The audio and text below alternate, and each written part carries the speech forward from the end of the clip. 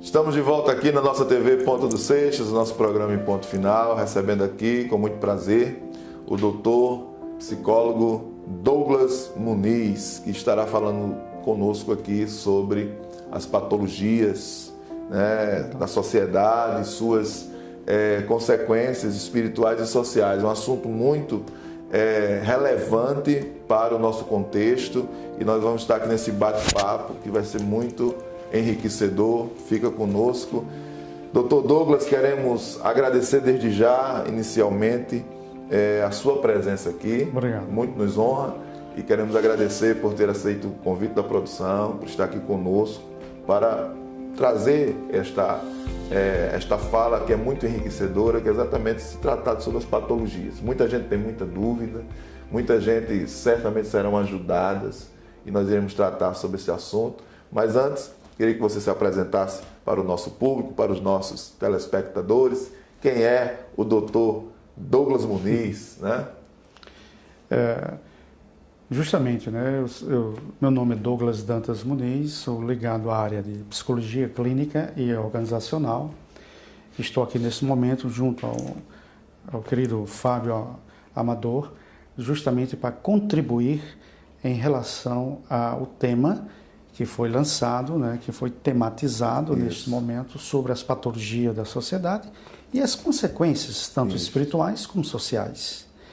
Então, eu já trabalho há muito tempo nessa área, né, principalmente na área de palestras, treinamentos motivacionais, e nesse campo eu gosto de fazer e gosto também de liderar pessoas e estimulá-las em suas lideranças, né? E mostrar o potencial que essas pessoas têm, tanto a nível organizacional, como também a nível intelectual, né? Então, fico muito grato por estar aqui neste momento na TV Ponta de Seixas, para justamente, dentro dos meus modestos conhecimentos, ajudar e tirar as dúvidas de muitas pessoas em relação às patologias que acontecem hoje no dia a dia, né? Isso. Que chamamos também de normose, né? As normoses que existem dentro da nossa sociedade. Ok, maravilha. Então vamos começar logo, já, digamos assim, colocando fogo ainda lenha na fogueira, como se diz, no sentido de que muita gente não tem este conhecimento sobre as patologias. Existem patologias que são bem presentes na vida das pessoas, mas que as pessoas não têm o conhecimento, a oportunidade de ter um profissional para instruí-las, para indicá-las, para poder dizer para elas sobre as questões dos comportamentos, quais as raízes desses comportamentos que possivelmente faz com que essas pessoas ajam assim ou sejam assim. Então, doutor Douglas, vamos começar pelas patologias. Quais patologias, digamos assim, na nossa sociedade hoje são as mais, digamos assim, frequentes e, de uma certa forma, hoje, nesse tempo estressante da pandemia, nesse momento tão confuso, tão complicado da pandemia, quais as patologias que, digamos assim, mais afetaram as pessoas na sua compreensão? Exatamente. Como bem sabemos, nessa pandemia foi exacerbada inúmeras patologias, entre as quais a depressão, ansiedade e também a estimulação das chamadas doenças mentais, ou as doenças chamadas de ansiedades. Vamos dar ênfase sobre a depressão. A depressão, ela tornou-se um grande mal do século, né? E a depressão vem desafiando a ciência, né? Ainda bem que existem muitas medicações importantes que estão sendo usadas através da nosologia, da psiquiatria, né? Remédios importantes para justamente controlar ou amenizar e provavelmente até curar. Vai depender do grau da depressão. As depressões, hoje o Brasil é considerado um dos países que tem o maior número de depressão. Por quê? Porque também o Brasil tem o maior número de ansiosos do mundo. Segundo a OMS, a Organização Mundial de Saúde, mais de 18 milhões de brasileiros são ansiosos. 18 milhões. 18 milhões, né? feito pela OMS, né, Organização Mundial de Saúde. E essas ansiedades, ela tem seus graus, tem suas causas e tem também caminhos que realmente hoje está cada vez mais sendo trabalhado a nível de ciência. Pela ansiedade, claro, existe a chamada ansiedade normal, né? Nós temos que ter ânsia. Que é aquela preocupação normal, da responsabilidade. Exatamente.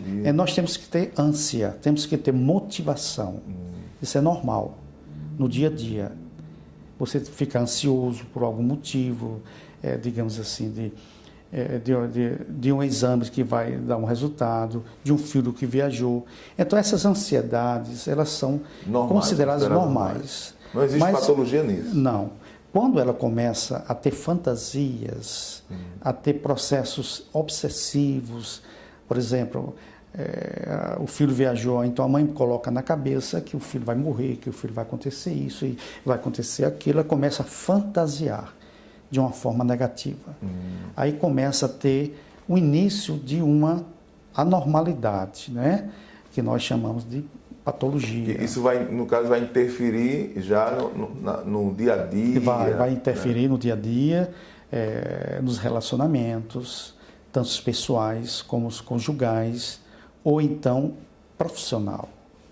Então, para que haja controle, é claro que a pessoa que tem a chamada ansiedade, digamos assim, alta, né, ela começa a ter uma indicação para medicação, ou a chamada farmacoterapia, indicada pelo psiquiatra, os chamados ansiolíticos, que vai justamente controlar esse tipo de ansiedade exacerbada.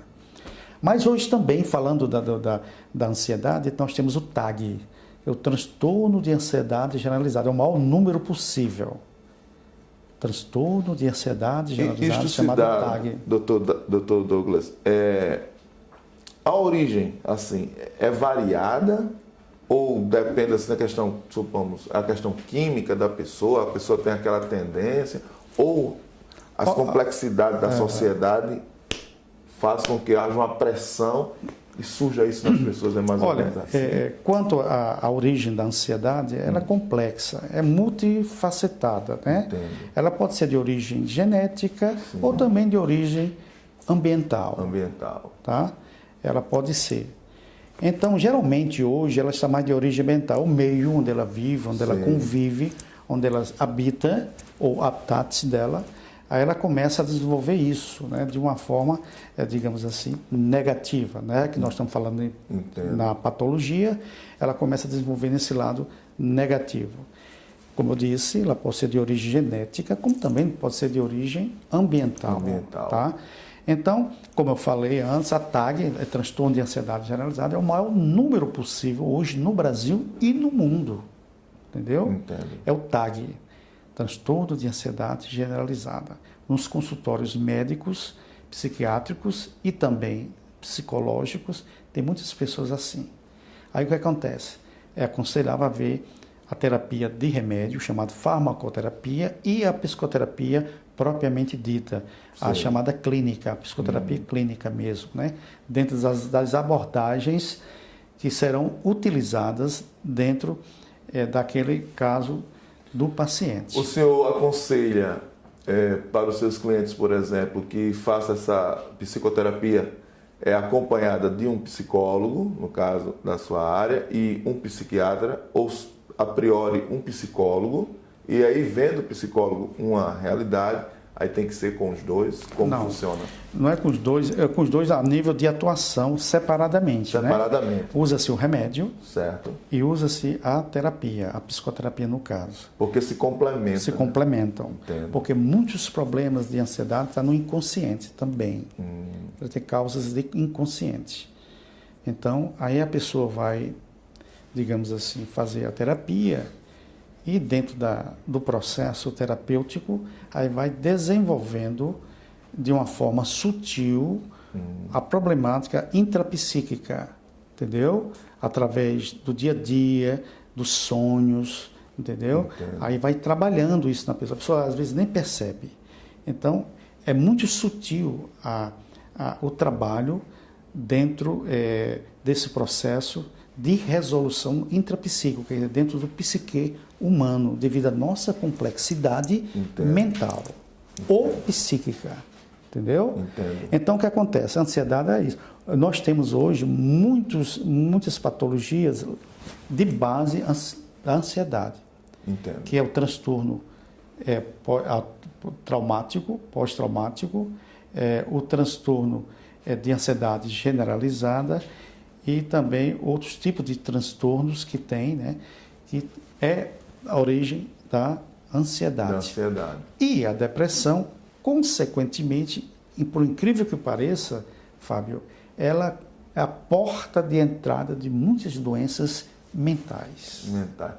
No caso da ansiedade e a depressão, o que vem antes ou depois? A ansiedade ou é algo assim, aleatório?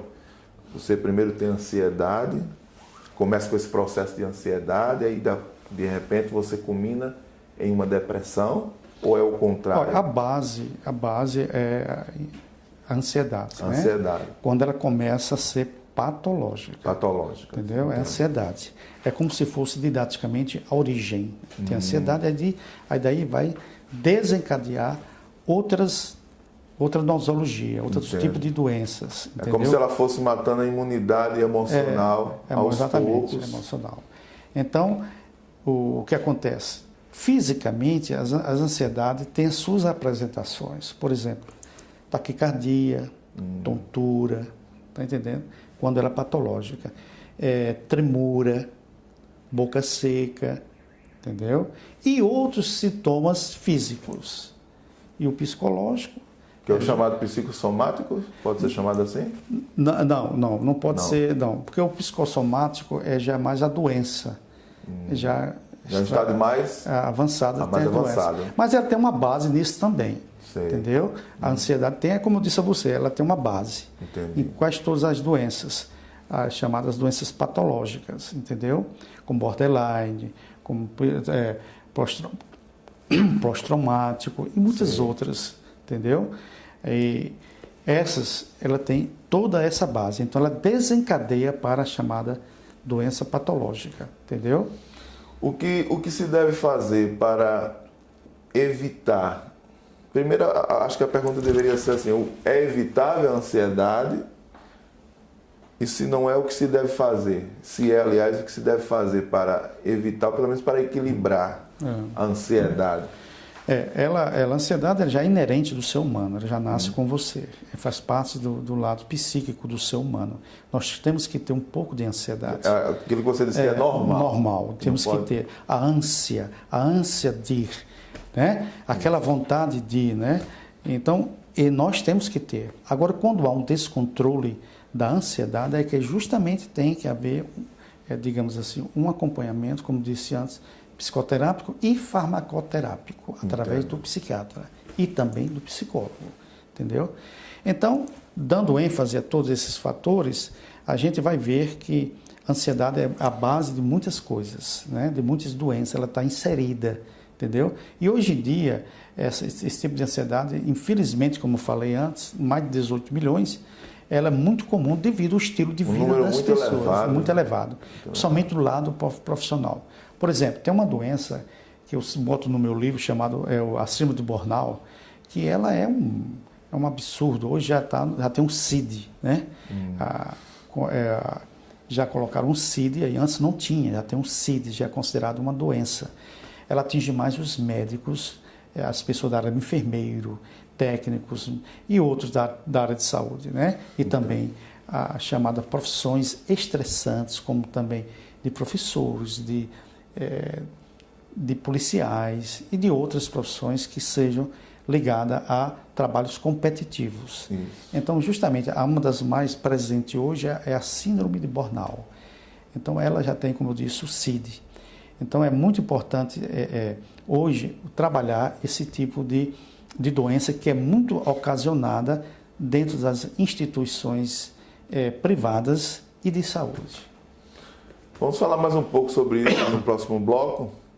Nós estamos aqui com o Dr. Douglas Muniz, psicólogo, palestrante, professor, e está aqui trazendo para nós este conhecimento sobre as patologias da sociedade, as suas consequências espirituais e sociais. E nós estaremos voltando no próximo bloco com ele ainda, falando mais sobre essas patologias e outros assuntos importantes.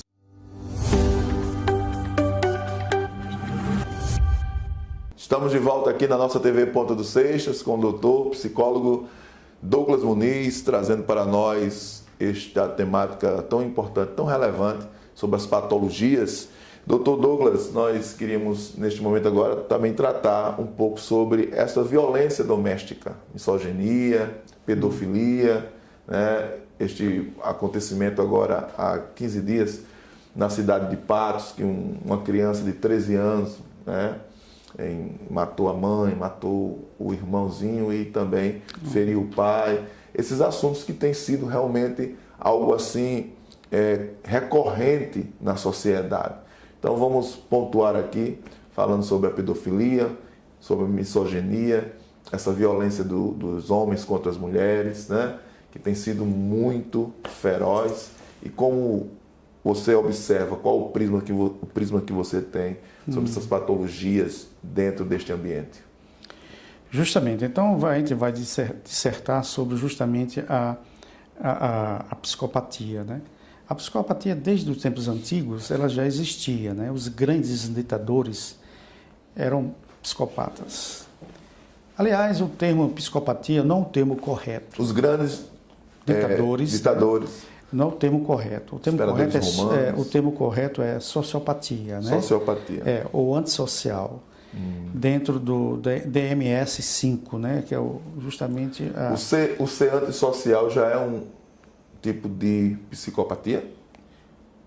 Uma característica? É uma característica, né? Mas justamente, historicamente, como eu disse antes, esses ditadores todos eles eram chamados psicopatas. Então, popularmente é conhecido como psicopata. O psicopata é nada mais nada menos do que um transtorno de personalidade, né? Não é um transtorno psiquiátrico, não, é um transtorno de personalidade e que não tem cura, não tem cura. A pessoa não tem uma cura. Perversão. Não é propriamente uma perversão, mas é um transtorno que não tem cura. É irreversível. Não tem cura. Então, as características do psicopata são frieza, tem muita frieza, impulsividade, persuasivo, perseverante nos objetivos deles que quer, narcisista, entendeu? Atinge os seus objetivos a todo preço. São muito inteligentes. São inteligentes e não tem arrependimento, ausência total da emoção, do arrependimento, já é uma característica justamente do ego dessa pessoa, e também do superego dessa pessoa, porque não existe aquele sensor de arrependimento, né? Então ele começa a agir dessa forma. Enquanto ele não atingir os seus objetivos, ele não se sossega, né? Ele procura sempre fazer isso. Então, justamente essa doença ela é muito frequente na sociedade. Quais são as causas? Segundo estudos feitos pelos grandes psicólogos antigos, né, eles falam que é justamente ligado à infância, à convivência na infância, de um ambiente hostil e de um ambiente de alteração da sexualidade de uma forma negativa. O que é que eu quero dizer isso? Essa criança sofreu algum trauma sexual. Um abuso? Um abuso sexual, né, que faz parte do trauma. Então ela começa a ter, digamos assim, esse tipo de comportamento a posteriori, de uma forma até inconsciente. Então, veja bem, a nossa personalidade, fazendo uma comparação, né, metafórica, é como se fosse, digamos assim, um muro, com todos os tijolos perfeitos. Essa é a personalidade que nós temos normal, vamos dizer assim. Entendo. Quando existe alguns tijolos que estão desequilibrados neste muro, a pessoa passa a ter algum tipo de transtorno de personalidade. Entendeu? Então, o psicopata é assim. Ele é dessa forma.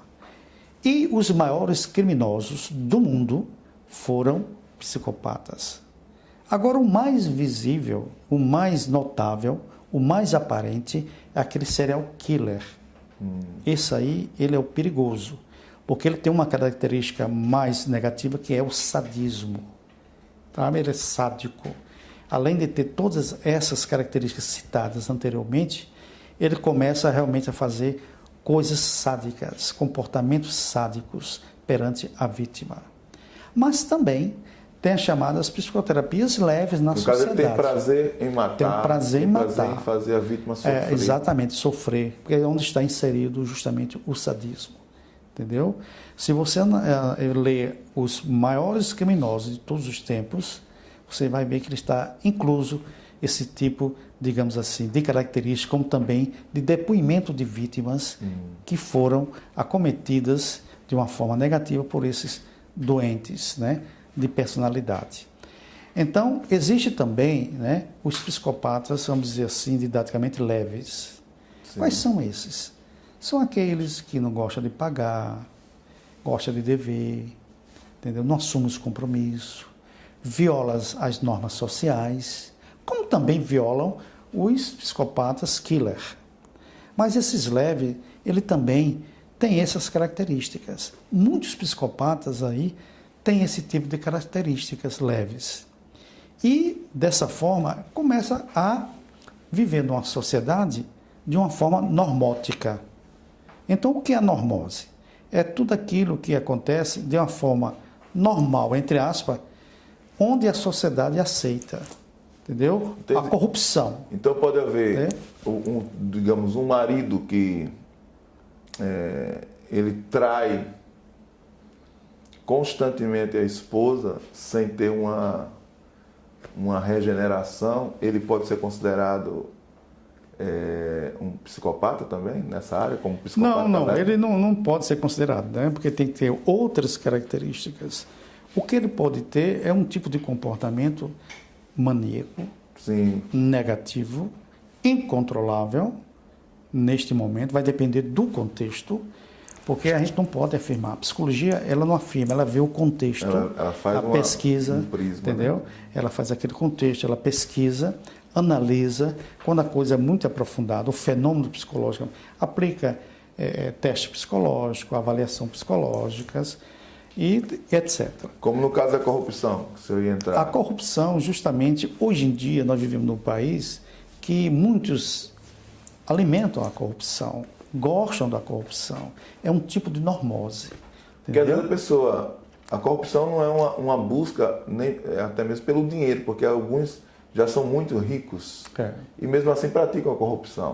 Não é isso? É porque, no fundo, também, essas pessoas têm característica de psicopatas. Entendo. Entendeu? Entendo. Porque o que mais apresenta na sociedade é aquele que mata, o killer. Sim. Ele se apresenta. Por exemplo, eu não vou dar o exemplo agora do menino lá de Patos. Ninguém pode afirmar até agora. Que tem que analisar. Que tem que analisar, porque é o seguinte, chama-se historicidade. Entendo. Qual é a história daquela criança? Como ele vivia, o ambiente, entendeu? O relacionamento com o pai, com a mãe. Que tipo de raiva ele estava tendo? Se era um que ele estava hostil, com um ambiente hostil, entendeu? A raiva que ele estava alimentando dentro de si, as frustrações, aquela elaboração, né, intrapsíquica que estava acontecendo. Então, naquele momento, ele teve um surto psicótico explosivo, irracional e atingiu pessoas inocentes. Agora, para afirmar que ele tem psicopatia ou outro transtorno psiquiátrico ou psicológico, tem que haver uma avaliação. É prematuro. É prematuro dizer, né? Mas, pelas características que ele está tendo ali, teve uma história hostil que ele alimentou dentro de si e chegou um momento de explosão para com os seus queridos. Isto tem uma questão de tempo. Em pouco tempo ou um tempo assim demorado? Isso aí vai depender da chamada disposição psicológica. Tem pessoas que são pacientes, tem pessoas que não são, né? Tem pessoas que são toleráveis e tem outras pessoas que não são toleráveis. elas são explosivas. Vai depender do tipo de personalidade, quer dizer, é muito complexo. Comete uma loucura. Essa loucura que acontece. Então, o que nós devemos ver é uma complexidade do fenômeno comportamental que realmente houve naquele momento, naquele instante que teve essa repercussão nacional. Entendo. E no contexto dessas questões da misoginia? Pronto. A misoginia, ela está sendo exacerbada hoje em virtude das características machistas dos homens, das gerações anteriores, entendeu?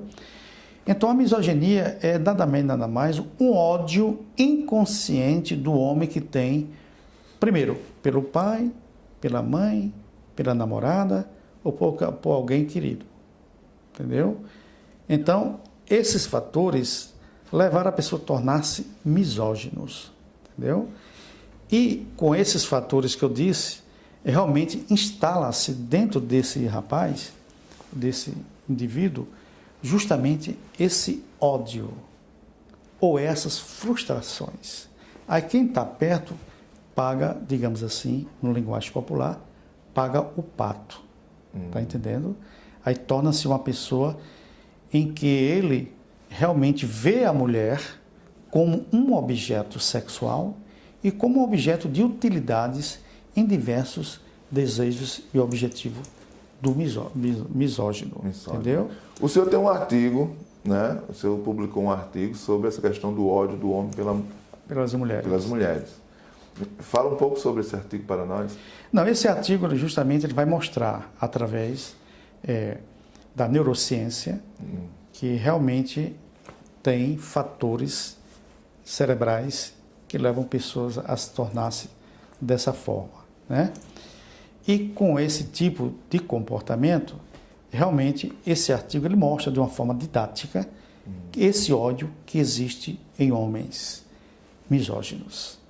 Então, o que nós devemos fazer é justamente o governo, através de programas políticos, educacionais e de saúde, ter, digamos, grupos de trabalhos de acolhimento e de psicoterapias para esse tipo de homens, para saber a sua história, o que aconteceu com ele, o que ele internalizou durante a vida, para tornar-se, no futuro, uma bomba relógio, vamos dizer assim, para essa família, onde a família vai ser a grande vítima dessa pessoa, entendeu? Vamos fazer o seguinte, esse assunto é muito pertinente, como todo o que está sendo falado aqui, mas esse é muito pertinente em relação à questão do momento, né, que nós temos visto isso. Nós queremos pedir a sua gentileza de falarmos mais um pouco no próximo bloco sobre esse aí e depois entrarmos em mais outra temática.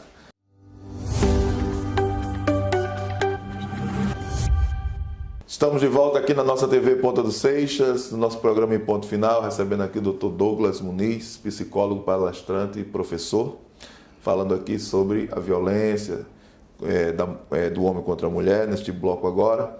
No anterior já falamos também, mas a nossa temática é as patologias, né, na sociedade, suas consequências, tem sido um assunto assim, muito bom, muito pertinente. Dr. Douglas, continuando aqui do assunto do bloco anterior sobre esta violência do homem contra a mulher, e o senhor falava que era necessário que houvesse tratamento e um oferecimento de questão pública para que pudesse cuidar disso. E também o senhor falou sobre essa parte de estudar o fator deste homem, as origens, o que aconteceu com ele no passado, que o transformou em uma bomba relógio, né? Então, eu queria que o senhor continuasse mais sobre isso, porque realmente existem homens, por exemplo, que matam a mulher, outros não matam, mas batem, e não batem porque houve digamos assim, uma discussão do elemento ali do temperamento, que logicamente também não é justificável, mas não foi uma confusão de família, mas é algo que é sempre recorrente, né? Então, existem homens que têm essa tendência, e é necessário, como o senhor falou, saber a origem e tal. Como tratar com essas pessoas que assim são, que são violentos contra a mulher? Justamente como eu disse anteriormente, né, ele tem que ter um acolhimento a princípio, né, tem que ouvir, e ele querendo, né, livre e espontânea vontade, né, tem que aceitar, ou melhor, se auto-aceitar do tipo de comportamento que ele está tendo, e posteriormente fazer um trabalho de grupo, ou ele fazer tem que reconhecer, tem que reconhecer justamente que está doente, que está que precisa doente de nesse momento, precisa de uma ajuda, e daí fazer um trabalho de grupo ou também um trabalho individual. Sendo individual, ele é mais norteantemente grave, né? Sim. Então, geralmente, esses homens que têm esse tipo de comportamento, ele teve uma internalização psicológica de comportamento dos pais, com os pais, aliás, dos pais não, com os pais, durante muito tempo da formação de sua personalidade. E geralmente, esses homens que dão nas mulheres viram, ouviram, assistiram violência dos pais, do pai com a mãe. Então, eles tendem a repetir de uma forma até inconsciente.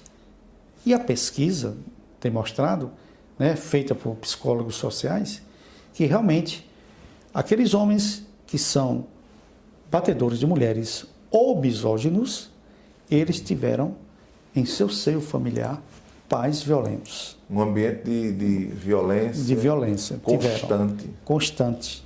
Onde se chama ambiente de hostilidade. O quê? É uma energia muito negativa de conflitos naquele meio familiar.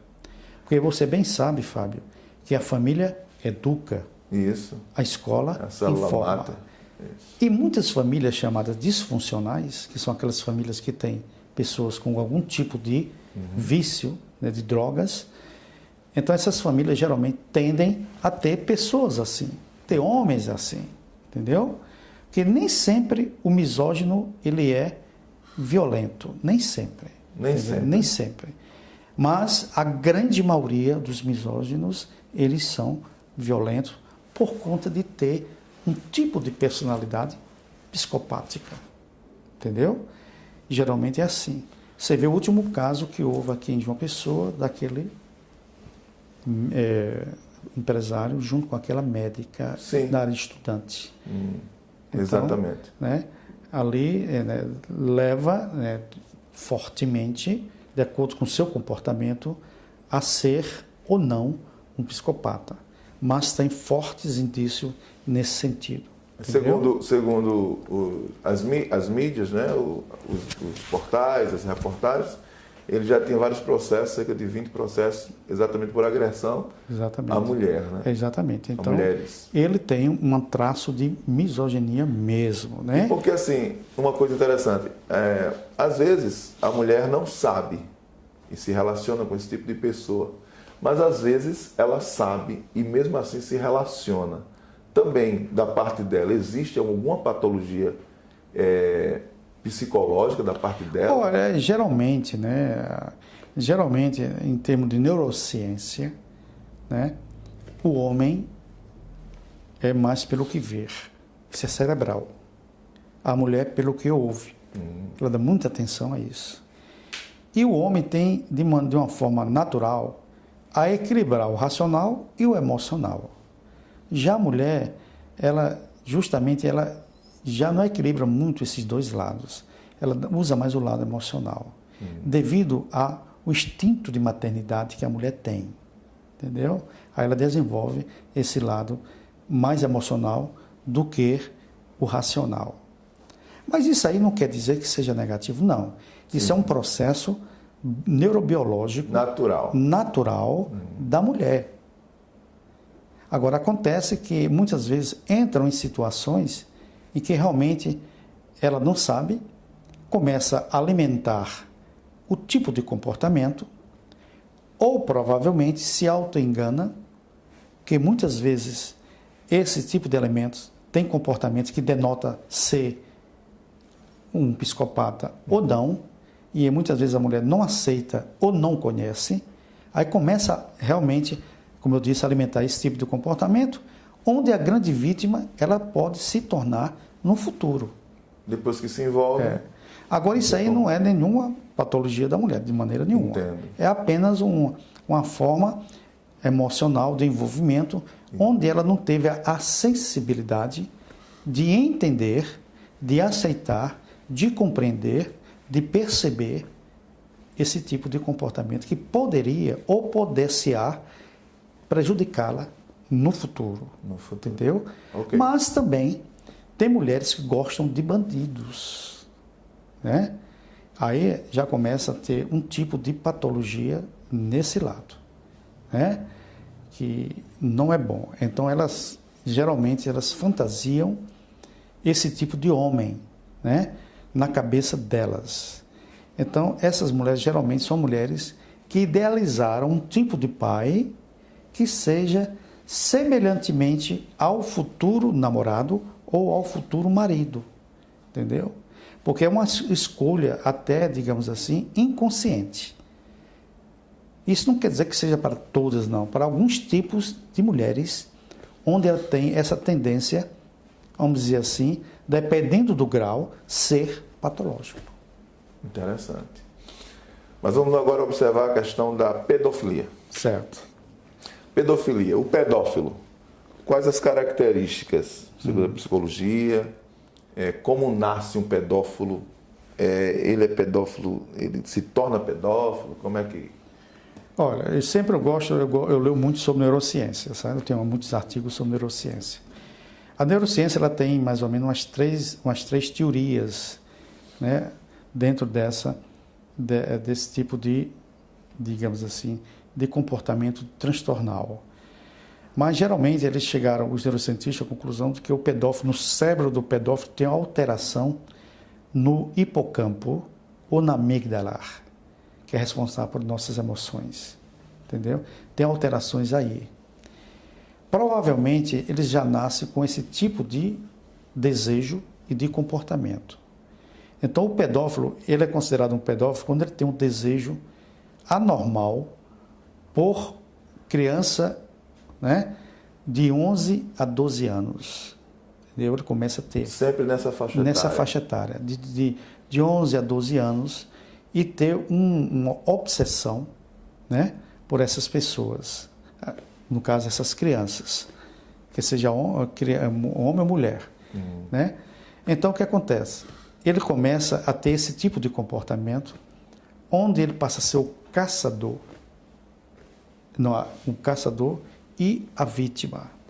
Ele começa a agradar de uma forma muito sutil. E sempre com essas características, ele está perto de crianças. Independe da profissão. Pode ser um educador físico, pode ser um médico, pode ser independente. O pedófilo, geralmente, ele gosta muito de crianças.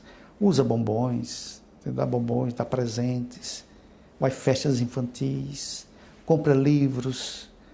Quando ele tem uma tara maior, ele passa a ter a utilizar, digamos assim, de vídeos pornográficos, só utilizando a internet. A internet, só utilizando justamente esse tipo de vídeos, se alimentando, pagando para favores sexuais e etc. E na mente do pedófilo, mais ou menos, de acordo com a neurociência, ele tem, independe de ser menina ou menino, o desejo dele é pela criança. É pela criança. Independente de ser... pode ser um menino ou uma menina. Ou menina. Entendeu? Depende. Então, isso aí ele não, vamos dizer assim, não é questão de escolha, é questão de opção naquele momento. No caso, pode ser considerado, sendo logicamente um crime, mas pode ser considerado uma doença? É considerado, né, uma doença, a pedofilia, e também não tem cura. Não tem cura. O que existe são tratamentos à base de hormônios e injeção química, entendeu? Para amenizar. Porque geralmente os pedófilos têm uma libido muito alta, entendeu? Quase que incontrolável, incessante, entendeu? Então o que acontece? Ele utiliza dessa libido, né, para poder, né, fazer o que ele faz. Satisfazer. Exatamente, no comportamento sexual. O tratamento é como eu lhe disse, é a base desse tipo de medicamentos, como também de amenização, terapia comportamental ou então psicanalítica, que vai uma doença, amenizar. Porém, é uma doença que não tira dele a responsabilidade, porque é uma atitude pensada, né? É pensada, mas é incontrolável.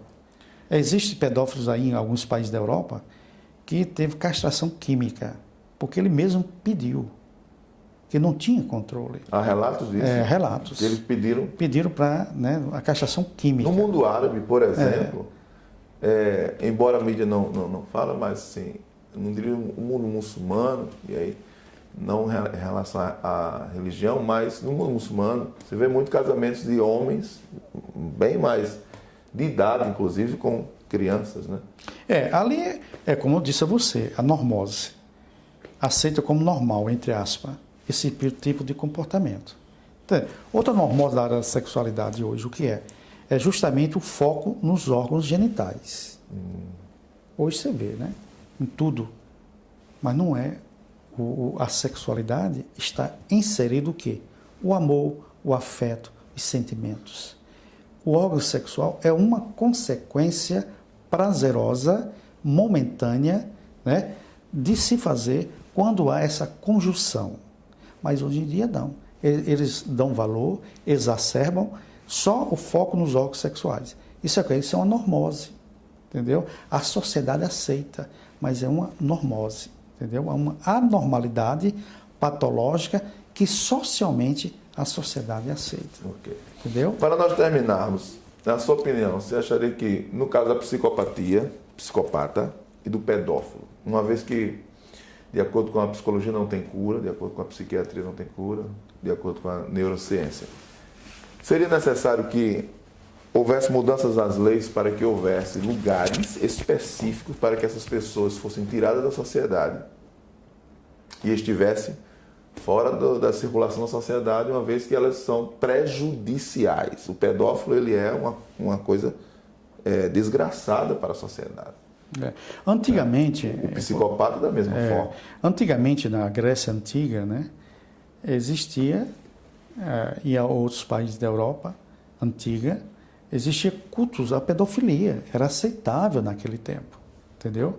De uma forma socialmente aceita, como eu falei antes. Mas, devido ao passar do tempo, claro que tornou-se e é uma coisa nojenta, patológica, repulsiva, que realmente jamais deva ser atendido, né, nesse sentido. Mas, digamos assim, pelo grau dessas pessoas, como você falou, que deveria ter um local para... Realmente, já é claro que já existe, né? Mas, devido à quantidade, não é necessário, digamos assim, de pegar essas pessoas, né? E a lei, para poder... Já existe uma lei civil, né, criminal, Sim, que já colocam eles lá, né? Mas deveria ter uma lei mais, digamos assim, mais agressiva, punitiva para esse tipo de pessoas. Então, eu sou a favor disso aí. no caso Porque é a castração. realmente a pedofilia e também a psicopatia, ela é altamente antissocial. Prejudica quem? Primeiro, a família, a sociedade. E espiritualmente falando, para nós fecharmos, essas pessoas, elas estão muito distantes do seu lado espiritual. Porque nós temos as nossas inteligências. Tem uma inteligência emocional, a inteligência espiritual, a inteligência racional, entendeu? E muitas pessoas não se utilizam de suas inteligências. Então, espiritualmente, essas pessoas estão muito distantes de si mesmo, de um lado espiritual, de uma vontade para com Deus, de uma volta a Ele, de buscar, de orar, né? Então, essas pessoas realmente elas não dão valor a isso, porque foi criado num ambiente onde não existia o estímulo ou a motivação para esse tipo de comportamento do futuro. Existiu o quê? Uma desmotivação. Por quê? Porque o lar dessas pessoas era um lar, muitas vezes, Fábio, disfuncional. Somente a graça de Deus para salvar. Exatamente. Doutor Douglas, nós queremos agradecer demais pela sua presença aqui, pelo conhecimento, parabenizá-lo pelo seu conhecimento, muito preparado. Mas nós queremos que você possa deixar aqui para os nossos telespectadores o seu contato, Instagram, contato de WhatsApp, onde o senhor atende, que também atende para empresas, né? A questão de liderança.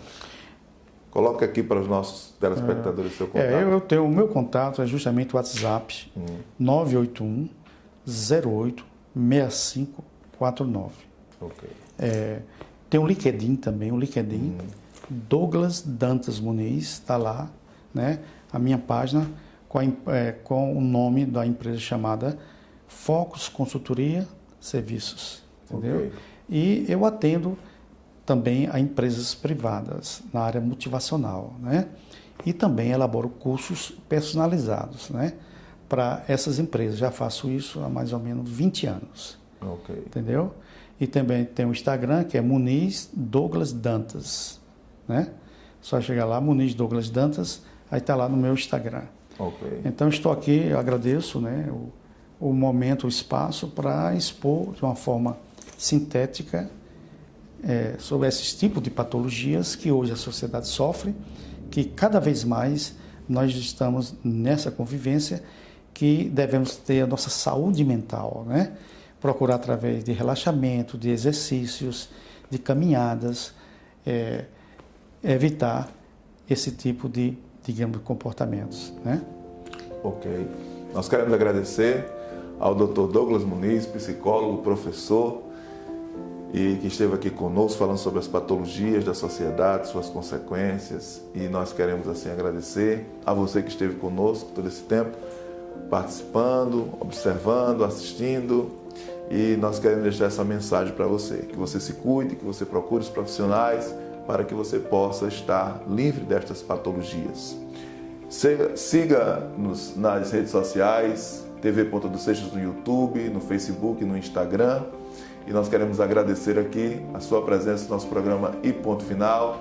Voltamos na próxima semana, se Deus quiser. Um abraço, Deus abençoe.